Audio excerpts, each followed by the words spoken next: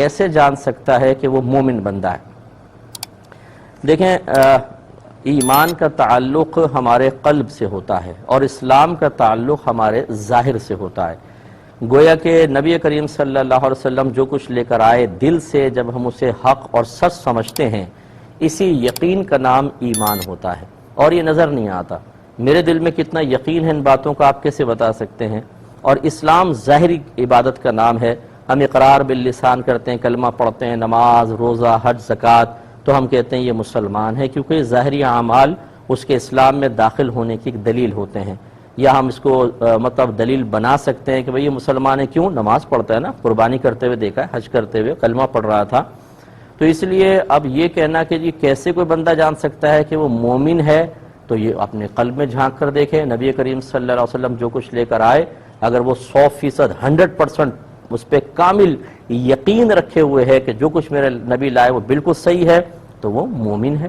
اب یہ کہ ایک ہوتا ہے مومن کامل، اس کے بارے میں انشاءاللہ میں آپ کو بالکل عرض کروں گا۔ تو ایک جو بھائی نے کویسچن کیا تھا کہ آدمی کو کیسے پتہ چلے گا کہ وہ بندہ مومن ہو چکا ہے یا ہے، تو میں نے آپ کو بتایا تھا کہ مومن تو ہر جو مسلمان کے گھر میں بچہ پیدا ہوتا ہے اور بیسکس اور بنیادی چیزیں حاصل ہوتی ہیں، اس کو یقین حاصل ہوتا ہے کہ جو نبی کریم صلی اللہ علیہ وسلم لے کر آئے وہ بالکل حق اور سچ ہے، ہر مسلمان ہی سمجھتا ہے، تو مومن تو ہوتا ہے۔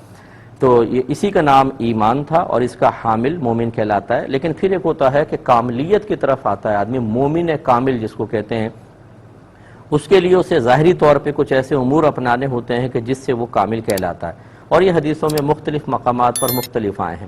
مثال کے طور پہ جیسے سرکار نے فرمایا کہ لا ایمان لمن لا امانت اللہ، کہ اس شخص کا ایمان کامل نہیں جو امانت دار یعنی امین نہ ہو، امانت کی حفاظت نہ کرتا ہو۔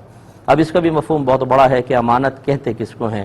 اگر آپ کام کاج کرتے ہیں اس میں مکمل صحیح کام کرنا، یہ بھی امانت ہے، جس میں اگر آپ ڈنڈی ماریں گے تو خیانت کے مرتکب ہوں گے۔ علم سکھانا بھی ایک امانت ہوتی ہے۔ اسی طرح کوئی چیز آپ کے پاس رکھتا ہے وہ بھی امانت ہے۔ اسی طرح راز کی حفاظت کرنا، راز بھی ایک امانت ہوتا ہے۔ کوئی ہم سے مشورہ طلب کرتا ہے، صحیح مشورہ دینا جبکہ ہم اس کے قابل بھی ہیں، اس کو صحیح دینا، یہ بھی ایک امانت کی ادائیگی، بڑا مفہوم بڑا ہے اس کا۔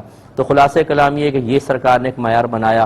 اسی طریقے سے اپنی محبت کو سرکار نے ایمان کامل کا معیار بنایا کہ جب تک تمہارا ایمان کامل نہیں ہو سکتا جب تک کہ میں تمہیں، تمہاری اولاد، تمہارے والد اور تمام لوگوں سے زیادہ، اور ایک روایت میں تمہاری جان سے زیادہ پیارا نہ ہو جاؤں۔ اب اس کا بھی مفہوم یہ نہیں ہے کہ دل میں خالی محبت، بلکہ نبی کریم کے حکم کو تمام مخلوق کے حکم پر، آپ کی پسند و ناپسند کو باقی تمام کی پسند اور ناپسند پر فوقیت دینا۔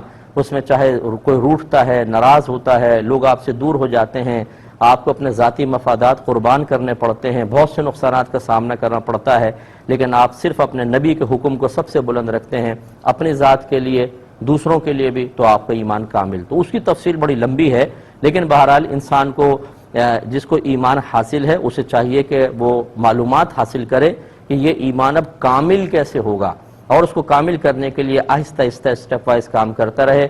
تو بغیر علم کے ایمان کامل نہیں ہو سکتا، کیونکہ آدمی کو پتہ ہی نہیں ہوتا کہ میرے ایمان کو کاملیت تک پہنچانے والے اعمال یا ارادے یا سوچ اور فکر کیا ہے۔ تو اس لیے پہلے اس کو سیکھیں، اس پہ پھر عمل کرتے چلے جائیں۔